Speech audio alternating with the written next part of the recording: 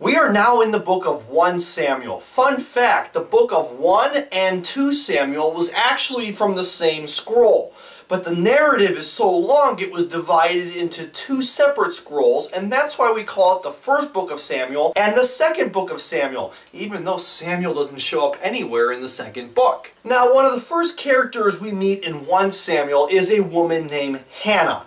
Hannah is barren. That's right, we have a lot of barren women in scriptures, but understand why. A woman's primary function was to produce babies. So, if you are barren, you are deemed by society as useless, as worthless. And so God, again, loves to work through these underdog stories, and Hannah's an underdog. Well, Hannah makes a prayer to God and says, God, if I were to conceive a son, I will dedicate him to you. And bada bing, bada boom, Hannah is pregnant with Samuel. Samuel literally means heard by God, and God heard Hannah's prayer. She follows through on her vow, and she gives her son Samuel over to a priest named Eli.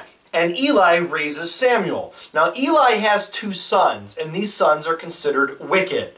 How are they wicked? They would often take the sacrificial items such as cattle and swap out the good stuff for sickly stuff or less quality goods and offer that up as a sacrifice to Yahweh. That's like stealing from the collection basket. And they would seduce the penitent women. When women would come seeking forgiveness of their sins, these priests would sleep with them. God is so disgusted by the abuse of Eli's sons that God deems that Levitical honor has been removed from this tribe. God said back in the Torah that the Levites are essentially his firstborn.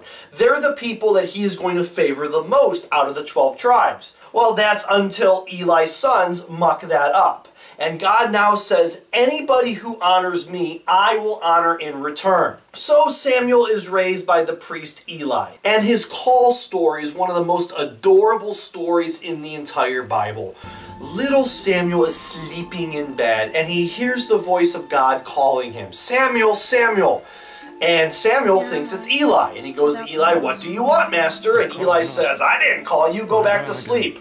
This happens another time, I didn't call you, go back to sleep. And then finally on the 3rd time, Eli goes, Samuel, that must clearly be God. Would you please go answer him and let me sleep? More or less, he says that. Samuel is significant, not only because the book is named after him, he is the first person to serve as priest, judge, and prophet. He's also the only figure in history to anoint 2 kings of Israel. He will anoint Saul, followed by David. But that's not before the Ark of the Covenant gets stolen by the Philistines. The Philistines, like a lot of the enemies that the Israelites encountered, believed that the Ark of the Covenant was supernatural and was more or less like a talisman, a source of good fortune for the Israelites to defeat their enemies. The Bible speaks of the Ark leveling mountains and laying waste to entire regions. An army which carries the Ark before it is invincible. So believe me, all the enemies during this period of conquest wanted their hands on the Ark of the Covenant. Now just a reminder, the Ark of the Covenant was the vessel in which they carried the tablets of the law. Yeah, the Ark of the Covenant, the chest the Hebrews used to carry around the 10 Commandments. What do you mean 10 Commandments? You're talking about the 10 Commandments? Yes, the actual 10 Commandments, the original stone tablets that Moses brought down out of Mount Horeb and smashed, if you believe in that sort of thing.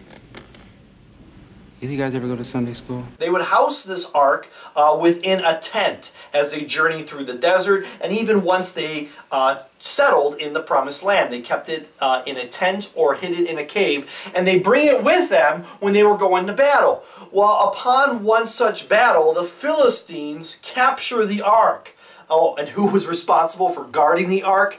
Eli's sons, no less. And when Eli finds out that the Ark of the Covenant was stolen, he falls backwards in his chair and breaks his neck. One of the more peculiar deaths in the Bible, I may add. This is why we always say, don't lean back in your chair. Look at what happened to Eli.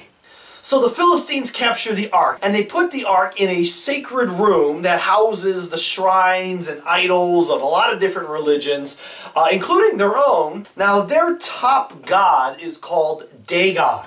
Dagon is spelled dragon without the R, and there's an idol of Dagon within this chamber. And every time the Philistines would come into this chamber, they would see that the statue of Dagon was down on its face, as if it was bowing down towards the ark. Okay, that's what happened within the chamber. Outside the chamber, plagues infested the Philistine land. The plagues of mice, and depending on the translation of Bible you have, tumors. It's not a tumor. Lesions, or hemorrhoids. Now, if you don't know what a hemorrhoid is, please don't Google it. In short, it's butt sores. And the Philistines have some type of affliction with these sores on their body. Alright, some kind of skin disease. Now, much like in Egypt, there was probably a connection between the rodent infestation and the skin disease. Likely something like the bubonic plague, or the mice, or depending on the translation, the rats spread disease and everyone got sick. Point is, double calamity fell upon the Philistines, and ultimately the Philistines come to realize, well, you know what, we didn't have these diseases, and we didn't have this mice infestation before we captured the ark. Maybe Yahweh, this God of the Israelites, maybe Yahweh is the God of mice and hemorrhoids? So let's return the Ark of the Covenant and let's give them a peace offering. And the peace offering that they put on top of that Ark of the Covenant, 5 golden mice and 5 golden, depending on the translations, tumors, lesion, or hemorrhoids. Makes you wonder, what do 5 golden hemorrhoids look like? It also makes you wonder, what did the Israelites think upon receiving these gifts? The Philistines are like, oh, yeah, sorry we offended the god of the hemorrhoids. Here are 5 golden hemorrhoids to show our respect for this great deity. Well, I guess there's a god for everything.